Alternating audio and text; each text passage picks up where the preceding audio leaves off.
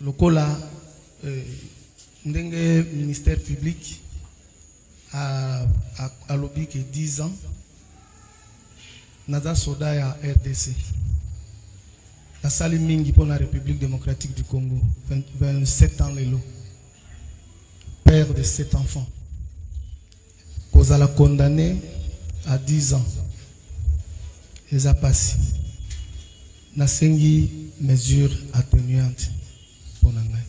Monsieur le Président, membre de la composition, Nazali, commandant bataillon, discours de Liloba Souka. Liloba Souka, Nasengi, bo libéré ngai, na bimana kendi nangai, panangai. Nasala ki musala obutinda kingai, pekuki. Batu nyonso balekiawa, balobi na bino malamu, bakoka ki ko maîtriser fuluanate. Mais je tel et celle qui maîtriser fuluana. Ok. Greffier acté qui prend la parole en dernier lieu. Le commandant Moumessa plaide non coupable et sollicite son acquittement. Lulo Banazada Ngwawa, président, Naza poursuivi pour la non-dénonciation. Na image ou na téléphone na monité. Mais na mon image, na téléphone na commandant bataille. C'est de là où tu reconnaître que Eza Kamenga. Maintenant, téléphone na ngai et tambo na bespérion soir. Ba trouver à ta trace na téléphone na ngai. Malgré téléphone Kamenga etindi liba. Mais na Kongawi etindi. Mais maintenant non dénonciation go na linga na zongo na magini. C'est la comprendre. Maintenant ministère public a 5 ans. Mon colonel, depuis ma naissance, à côté de la prison. Pour le moment, Nandolo, Naye Bakate, et l'Okonino et Memingaya. Namukuse, Nasalimbe, ba mon côté, Namusala, Nangao Nasara. Nasengi na tribunal, ba Kitenga. Greffier acté qui prenant la parole en dernier lieu, le capitaine Kongawi plaide non coupable et s'en remet à la sagesse de la Cour. Merci mon colonel. Lilobananga Yasuka Yango. Jusqu'à preuve du contraire, mais je me demande d'abord pourquoi on attaque au Samba. Si on a commis toute la question, tant que le ministère public a coupé 5 ans. En tout cas, je ne suis pas convaincu. 5 ans, on est à Yanni. Là, je ne suis pas convaincu. Dans ça, quand même, au PJ, je me pose des questions. Et l'eau connue dans salle il y a 5 ans. M'envoyer des photos, c'est une infraction? Je ne sais pas. Parce que bien, autant qu'il y a tout le niveau assez. Mais m'envoyer des photos que je n'ai pas envoyées quelque part. Mais je viens de recevoir 5 ans. Et il me reste 2 ou 3 ans pour n'a qu'une pension en Gaï. Je me pose la question, vraiment, le 5 ans que le ministère public a pris Isaïa Nini. Et je sais qu'avec la sagesse que vous avez, je suis un OPJ. Peut-être la place où on a bien. Parce que si on vous demande qu'il me prouve l'infraction commise, on a évité les années. On a évité mon colonel. Okay. Merci beaucoup. Okay. Merci beaucoup, mon colonel. Liloba Souka ezali koloba kaka ndenge ministère public asengi otika ngai na ba avocat nanga basengi otika ngai nga pe na sengi otika nga na zongela musala na ngai. J'ai fiaté que prenait la parole en dernier lieu le sous-lieutenant ici présent plaide non coupable et se rallie au réquisitoire du ministère public ainsi qu'à la plaidoirie faite par ses conseils. Merci beaucoup mon colonel pour nous passer la parole. Mon colonel nazalaki nandako na bengami na téléphone. Kozo sambate. Mon colonel nasengi na yo pona honneur mboka na biso. Ndenge caporal lokoti téléphone, ngai ase na récupérer téléphone, na présenter pa ya capitaine. Soki na kanga miza passe pona mboka na biso. Nasengi na yo otika nga na kende na continuer kusala musala na ngai na kati ya nité na ngai. Nazani de peni de loin otika nga na kende na continuer kusala musala na ngai na kati ya nité na ngai. Nazani de peni de loin na makambo ba sexualité o na monaki tabu on a mon qui parce que na PC qui peut na télémena qui ango. Lire à vos ordres mon commandant. Ok, greffier, acté qui prenait la parole en deux. Merci mon colonel. Nandenge wa accordé ngai liloba ya suka. Oh non c'est le cas qui tant on a filmé nazaki na intention yako publier te batu on a pesa ki bango ne ba publier ki na yango lokola ndenge ministère public a lobby que 10 ans naza soda ya RDC la sali mingi pour la République démocratique du Congo 27 ans lelo père de 7 enfants kozala condamné à 10 ans les a passé na sengi mesure atténuante pour nangai. Ok, merci beaucoup. Greffier acté qui prenait la parole en dernier lieu, les prévenus plaident coupables et sollicitent la clémence de la Cour. Oui, monsieur le président, et Belair Lobezati. Oyo avocat nanga lobby, eza o nyonso na bandaki koloba banda na bandako yao. Mais na 5 ans, po nandimaki kotika motuka ebikisa molimo ya mwana mwasi wana. Na place naza nazomona eloko nazosala te. Nasengi na bino bozongi. À Kinshasa, les routes sont impraticables. Alors, on doit aussi se poser des questions. Pourquoi les routes sont impraticables? Parce que il y a une présence de la pluie. Mboula et Betty, ça fait comme le 3e jour pour que tu vives moi séance Yamboula. Alors, inondis, déchets nyons sur les ventes na terrassé, bouteille en plastique, foule ou boire quand on a terrassé, nyons wana ebimi donc et déranger nzela. Embouteillage terrible et surtout sur la route poids lourd. C'est de là que je viens presque tous les jours pour arriver ici au travail, là où je suis, là où je travaille. Donc, les routes sont vraiment impraticables.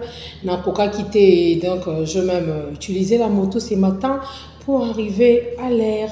Donc, embouteillage terrible.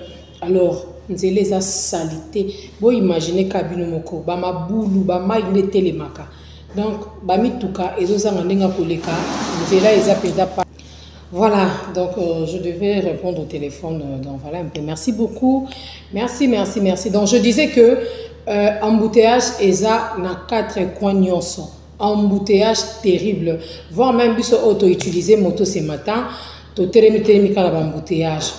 Je fais aussi appel ou j'interpelle encore une fois le gouverneur de la ville-province de Kinshasa, Daniel Bumba, de bien s'occuper vraiment de cette ville de Kinshasa. Il faut bien vraiment s'occuper de la ville où il y a Kinshasa. Donc, je vous dis que net au quotidien Mboula Boye, dégâts et bandits. Oui, en tout cas, net au quotidien Mboula Boye, que dégâts et bandits. Donc, vivre un spectacle, nous sommes vivaka et zone sous Namboula. Donc, et ça là vraiment qui te comme alors, merci. Abonnez-vous, likez massivement. Souvent, on ça a liker. Pourquoi? Parce que YouTube a beaucoup plus besoin de like. Ça garde la vidéo, et ça la vidéo et donc et vivre pinza. Et on te sait vraiment like et ça l'a vraiment ébélé. Alors, nous allons parler des Honorines. Avant Honorine, je vais encore une fois vous annoncer que hier, c'était la veillée mortuaire de Madame Elombe, la dame qui a connu la mort suite à beaucoup de rumeurs. L'explication est qui est belle, mais tout le monde a eu une chaise roulante, tout le monde Madame Elombe sera enterrée aujourd'hui, vendredi. Donc, peut-être le soir, soit tout le monde a image et côté. Nous allons encore vous proposer toutes ces images-là. Alors, continuez toujours à liker, continuez de partager, continuez de vous abonner sur Sandrine News Fan. Ça va vraiment nous faire plaisir. Parlons du dossier Honorine, le procès Honorine. qui continue toujours. Procès Honorine, ils ont continué. Procès Honorine, nano et prendre fin à monter. Ça continue. Mais avec cette allure, laissez-moi vous dire la vérité que Honorine sera libre. Honorine sera vraiment libre. Ça, je vous promets. Et je reviendrai encore ici pour vous le dire que Honorine est libre. Oui. Laissez-moi vous dire que aujourd'hui, na moto, nga nazaki likolo a moto. Même pas moyen pour interviewer le monsieur. C'est un soldat. Akiti vers Ndolo. Oui. Soldat Akiti vers Ndolo. Et c'est une bonne route, c'est une bonne journée.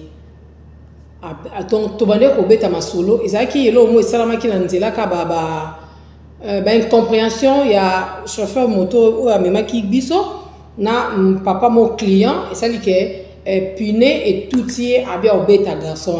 C'est par là que tout a commencé.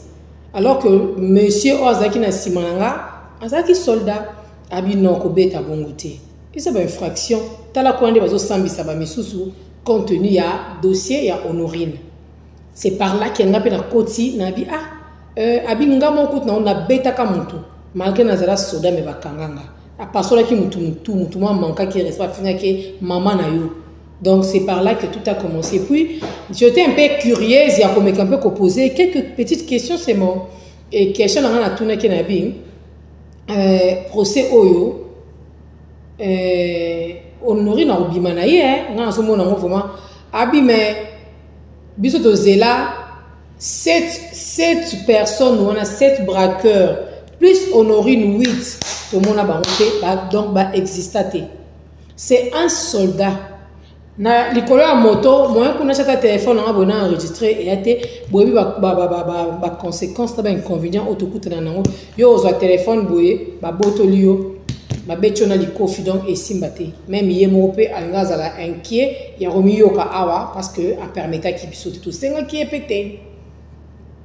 Vous comprenez? Donc le monsieur a lobby Robank ba soldat au moment nyonso ba sambisa wana ba yiba mbongo na Robank mbongo na Robank ebunga abi oui ba yiba ba paquet ba mbongo ba soldat nyonso bo mona ba sambisa wana ba sambisa ba yiba mbongo a Robank sous prétexte que ba ki pour que ba kanga Honorine.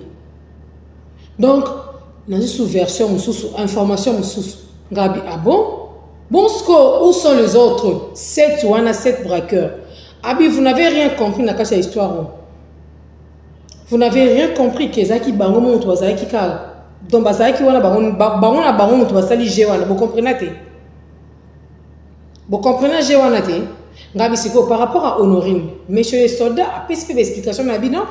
Nenga Zawana, ba soldat oya ba donc ba soldat nabiso, ba policier wana. C'est vrai? Bako condamné pe bango bako pesa bango ba punition s'il faut ba kanga bango ba kanga bango ngana tunye bosko Honorine osuka wapi abisinga Honorine infraction ba soda eza par rapport ya maltraitance par rapport à ba simba ki Honorine ba sala ke makamnyo so boke kusala mais Honorine pas en mbando na ye oui ana mbando na ye wana c'est la réflexion ya papa soda parce que akiti na ndolo Akiti abandi ko kende vers la policier vers Ista na ngambo wana mona ba soda bazala wana. J'avais compris que c'est un soldat ndena ke na zone nga ville boulevard ka wana na arrête wana na nga ville ngaye na msala. Alors le dossier Honorine c'est un dossier moko suspect. Honorine, moi je vous dis et je vous le confirme que tokoyoka ka lisolo ke Honorine Baranda est libre. Tokoyo kakali solo ke Honorine Baranda est libre. Tokoyo kali solo wana awa. Alors ba soldat ne ba rozala condamné. Boko bisona bino toza awa tokoyo ka histoire wana karape awa. Ngape na royela bino ngopeka awa na okela bino pe musika teka awa. Et l'article 7 du Code pénal militaire prononce la peine unique la plus forte, soit 10 ans de servitude pénale. Laisse les frais d'instance fixés à 200 000 francs congolais à sa charge, payable dans les délais, à défaut subir une contrainte par corps dont la durée ne peut dépasser 6 mois. Oui pour le sergent Mbaki Ndombasi et deuxième classe Modaya Kengo.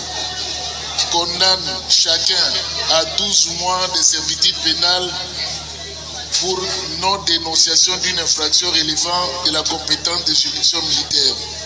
Mis par la partie civile, la Cour la déclare recevable et fondée.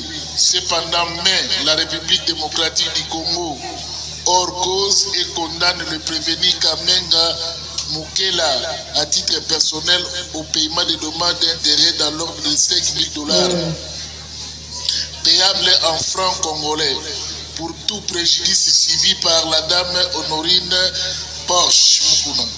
Oh non, c'est le cas qui, tant on a filmé, n'a aucune intention, il y a qu'au publier. Batou on a appelé ça qui, bango ne va publier qui. Nayango, le cola, ndenge ministère public a lobby que 10 ans, naza soda ya RDC. La salle mingi pour la République démocratique du Congo, 27 ans l'élo, père de 7 enfants, qu'on a condamné à 10 ans. Les a passé. N'a sengi mesures atténuantes pour l'Angaï. Monsieur le Président, membre de la composition, Nazali, commandant bataillon, discours de Liloba Souka.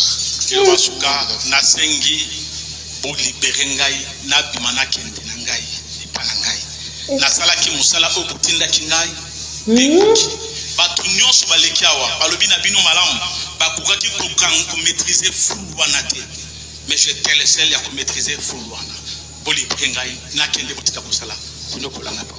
OK, président greffier acté qui prend la parole en dernier lieu.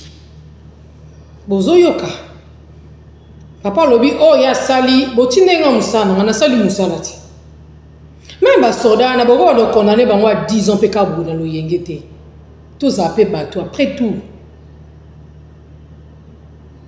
malgré tout ce que la tante d'Honorine a rencontré ici comme le parcours la vie d'Honorine. Honorine azana eka normal pour certaines personnes donc Honorine na mincho azana victime pana ndenga mukete donc et encore Honorine bon moi la mongo asala kine likamute donc ba soda na ba malmena qui est kaka. Moi je suis contre ba acte ba soda ba saki. Si vous allez condamner les policiers à 10 ans et Honorine les a combien? Honorine les a combien? Bon, c'est bon, punition, bon, soit il faut condamner, pété. Toujours, il y a une injustice, parce que Honorine, on nous a dit ici qu'elle a commencé le vol, le viol, les braquages, les nyos, il a commencé cela dès son bas âge. Une fille qui n'a pas de l'éducation. Une fille qui se permet même na journée on a mis la 7 boules ya diamba pour que nous la stress. Nous tous là nous souffrons aussi. Nous souffrons, nous avons aussi des problèmes. Malgré la présence, il y a la dame qui travaille au guichet, il y a Robank. Quelle est votre décision par rapport à Honorine? Tout le monde a makambo nyoso ya ba kota ki maboko ba longola ki bilamba ba maltraita ki Honorine par rapport à braquage. Par rapport à braquage seulement, qu'est-ce que vous avez fait à Honorine? Yona kitaralaise, ba olengele. Allez soda on a soit que de 10 ans. Bon, on a que 10 ans les a posé les cas. Bon, c'est pas parce que 10 ans les a posé les cas. Torondi manabiso bino. Le commandant Moumessa plaide non coupable et sollicite son acquittement. Lilo Banazala Ngwawa, président, Naza poursuivi pour la non-dénonciation. Na image ou na téléphone na monité. Mais na moni image na téléphone à commanda bataille. C'est de là où tu reconnaître que Eza Kamenga. Donc par ici, vous allez comprendre que le dossier on est balou que liba papa oyo. Dossier o na papa muso azolo papa. Tu sais que azolo papa vérité que na ebité na monika image e pa na Kamenga muta filmer. Muta expliquer bino nyonso na me batona bo condamner bango kaka. Ah non ils ala raté. Téléphone na ngai etambo na expérience wa. Oh. Trouver à ta trace na téléphone ngai. Malgré téléphone Kamenga etindi liba. Mais na kongawi mais maintenant non dénonciation na ngana zongo na machine. Parce que na comprendre mais na ministère public à 5 ans. Mon colonel depuis ma naissance la kota kisonti. Pour le moment na ndolo na ye bakate et lokonino ememinga ya. Na mokuse na salimbe ba mon côté. Bakangami na bakanga bango. Na sengi na tribunal ba kitenga. Greffier acté que prenant la parole en dernier lieu, le capitaine Kongawi Bakangi bango nde bazawana. plaide non coupable et s'en remet à la sagesse. Vous sentez que Honorine a une mission, hein? Et dans la bâton sous a koufaye mon côté. Tokende longo. Et dans la bâton on a un recoufanga moté. Et loko il faut apprendre na ba soldat na biso, ba policier na biso. Ce qui va tindio mission veut dire que une mission ça les loko va tindio. Pour honorer ni blonde sto kuti ba preuve votre quotidien ça. Si madame ya guichet kuti aro banka ya lobby. Mais e balu ke lika ba soda. Ba 10 ans ba 5 ans. Tolanda. Merci mon colonel. Jusqu'à preuve du contraire, mais je me demande d'abord pourquoi on a ça samba. Si vous avez commis toute la question, tant au ministère public, Batu bo sambi ça bazonye baté pourquoi tu samba? Oui que loko eza flou, c'est très compliqué mon colonel. Batu yo sambi ça ba on moko ba mituna to baté pourquoi tu samba? Ba baté pourquoi ba samba? Nga pasi jamais comme ça na ke braqué. Parce que comme ça na jamais na kokoiba. Stress est comme il s'en va boula diambaté. Honorine n'est pas un modèle. Azam tout toko soutenir yete. Honorine toko soutenir en côté. Toko le bana papa na que personne ne va être concerné. Même si bokanga ba tous au setouana. Est-ce que tous au setouana ba kota ki Honorine misabi. Ba tous au setouana ba longula ke bilamba. Ba papa o ba témoigner même si to le ba ke ba soda bazaka miyibi bazaka sérieuté bazaka pe lokuta mais ba papa o boyo ka ke ba donc bo lo makamozo tena sa motema na bango hein. Et l'article 7 du code pénal militaire prononce la peine unique la plus forte, soit 10 ans de servitude pénale. Laisse les frais d'instance fixés à 200 000 francs congolais à sa charge, payable dans les délais, à défaut subir une contrainte par corps dont la durée ne peut dépasser 6 mois. Oui, pour les sergents Mbaki Ndombasi et deuxième classe Modaya Kengo, condamne chacun à 12 mois de servitude pénale pour non-dénonciation d'une infraction relevant de la compétence des juridictions militaires. C'est malade, hein? Par la partie civile, la Cour la déclare recevable et fondée. Cependant, mais la République démocratique du Congo, hors cause, et condamne le prévenu Kamenga Mukela à titre personnel au paiement des dommages d'intérêt dans l'ordre de $5 000, payable en francs congolais, pour tout préjudice subi par la dame Honorine Porsche Mukuna. Oh non, c'est le cas qui, tant qu'on a filmé, n'a aucune intention, il y a publié. Nyonso peka yo Kamenga. Toke pe pa itozo nge pa nyonso ezaka yo. Ba soif non ke kosi sango pa Honorine. Honorine no boyebi etana été. Honorine no boki bokuti ba gris. Monde beti bino. Ce que beaucoup le rabbin a moi 300 francs, na moi 2000 francs na yo, les lots qui est à 10 ans, l'icolo kaka, ya romona mutakala. Mutakala est foutu au nid lelo. Mutakala on est foutu au nid lelo. Et quand ça l'appelle au salakango, mais bazwa on a noté, lelo yo on ozwami. Naza pour mutute awa. Na tela kaka makabu ile kaka na mboka na biso de fois. Soda soka kutena civil ko kutena ennemi na ye. So lobi na kamenga kende est, kamenga ke est te. Mais alors bunda nanga alo comme to bunda na muninga na soda alors que naza na civil. Tam super boto na ka sac na ngeza na tena $100 na nga zwanga kaka. Parce que est-ce que tom so sala kamabe. Et après na bateau lelisa. Butu na moyi balai la ope coussin. Lelo futi mabe na yo. Kamengo futi mabe na oyangwana. Qu'est-ce qu'il y avait de spécial dans katia nzoto ya Honorine wana? Mutu oyo ase drogaka. Batu onga na pesaki bango ne bapiaki. Na yango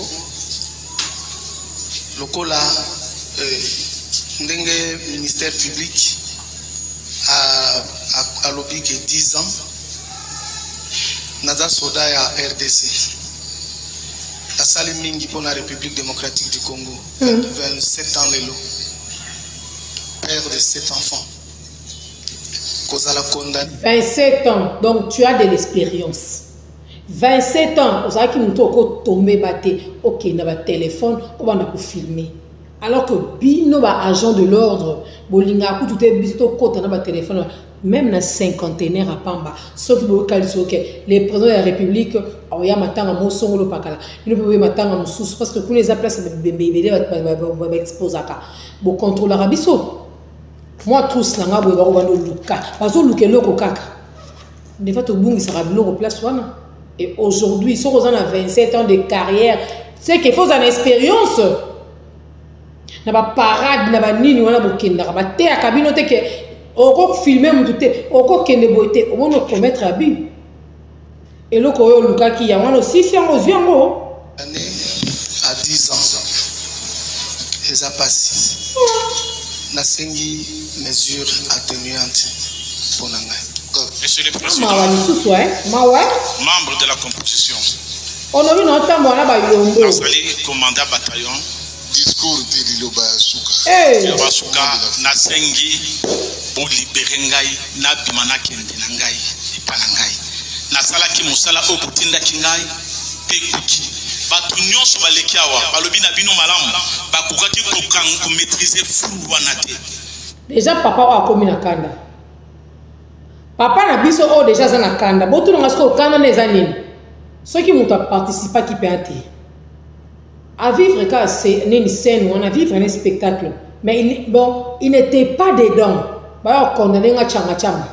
Donc, on y place condamné commis. Alors, Bilo Raboué est tourné mal entre baron et baron soldat. Mais je tel celle qui maîtriser Foulouana. Boli Pringai, n'a qu'un des boutiques pour cela. Vous ne pouvez pas. Ok. Qui prend la parole en dernier lieu. Le commandant Moumessa plaide non coupable et sollicite son acquittement. Lilo Banazana Ngwawa, président, Naza poursuivi pour la non-dénonciation. Na image où na téléphone na monité, mais na moni image na téléphone na commandant bataille. C'est de là où tu reconnaître que Isa Kamenga. Maintenant, téléphone na tambour na expérience oh. Trouver à ta trace na téléphone na ngiti. Malgré téléphone Kamenga etindi liba. Mais na konga oui. Mais maintenant non dénonciation go na linga na songo na machine. C'est la comprendre vite. Maintenant le ministère public a 5 ans.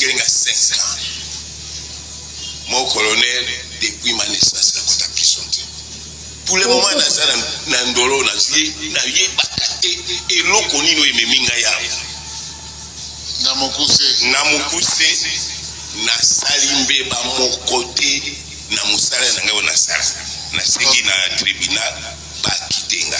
Greffier acté qui prenant la parole en dernier lieu, le capitaine Kongawi plaide non coupable et s'en remet à la sagesse de la Cour. Merci mon colonel. Jusqu'à preuve du contraire, mais je me demande d'abord pourquoi on a Samba. Si on a mis une question, tant que le ministère public a 5 ans. En tout cas, je ne suis pas convaincu. 5 ans, là, je ne suis pas convaincu. Dans ça, quand même, au PJ, je me pose des questions et l'eau connue dans la salle il y a 5 ans. M'envoyer des photos, c'est une infraction? Je ne sais pas. Parce que bien, tout à niveau mais m'envoyer des photos que je n'ai pas envoyées quelque part. Mais je viens de recevoir 5 ans. Et il me reste 2 ou 3 ans pour des pensions. Je me pose la question, vraiment, le 5 ans que le ministère public a fait Isaiah Nini. Et je sais qu'avec la sagesse que vous avez, je suis un OPJ. Peut-être la place où on a bien. Parce que si on vous demande qu'il me prouve l'infraction commise, n'a évité mon colonel. Merci beaucoup. Ok. Merci beaucoup mon colonel. Liloba suka ezali koloba kaka ndenge ministère public asengi otika ngai na ba avocat na nga basengi otika ngai nga pe nasengi otika ngai nazongela musala na ngai. Oh là là. J'ai fierté que pris la parole. Oh, qui m'a ouais, parce que là, Patato, le gars va s'émisser bino touche, t'es non qui bino ma ouais. Salaire à malongate, vous souffrez. L'icolo kaka, il y a honoré numéro et vous voyez que l'histoire est balouka na mboka na biso hein. Les choses changent. Et changer bon, faut se papa on le bise linga mawa. Oui que non qui bino penza mawa. Prison plaide non coupable et se rallie au réquisitoire du ministère public ainsi qu'à la plaidoirie faite par ses conseils. Merci beaucoup mon colonel pour nous passer la parole. Mon colonel nazalaki na ndako na bengami na téléphone. Kozo sambati. Mon colonel pour na honneur mboka na biso. Nenge caporal lokoti téléphone ngai asi na récupérer téléphone na présenter pa ya capitaine soki na kanga meza passe pour na mboka na biso. Na sengi na yo otika ngana kende na continuer kosala musala na ngai na kati ya nité na ngai. Nazani de preni de lui. Basoda bazara ba avocat. Mon colonel, dans la nuance soyo, yo comprendre tel côté que la personne concernant Zali, dans les autres wana, ils ont participé parce qu'ils étaient ensemble. Même moi, avant de battre une vidéo, moi, attendez, de bon, quand on a peka bon, bah foutant bon, dans le franc congolais, quand on a au PC, on va 10 ans, bah tu vas 5 ans, bah tu vas 4 ans, bah tu vas 3 ans. Nous savons que sur les aussi là, on est patient. Ceux qui pension, allez, malamor, allez, bakangi épée. Donc, pension, il y a que si la rap, pour na bolo, pour na makamba honorine. Et la pissa. Et teya. Oya za mato ya koyoka ayoka. Oya ko dutaka kaka. Et ça l'a très compliqué pour naï. Et ça l'a très compliqué pour naï. Voilà un peu la famille. On se retrouve, il y a beaucoup de sujets, il y a beaucoup de choses à dire. Peut-être les lois sous comprendre honorer ce bon quatre les souvent le bapéni pour naï. Toya kaka. Toya kaka. Mais l'icône, moi je vous ai déjà dit que Honorine sera libre. L'ail ou l'ail. À cause d'Allemagne en toute forme.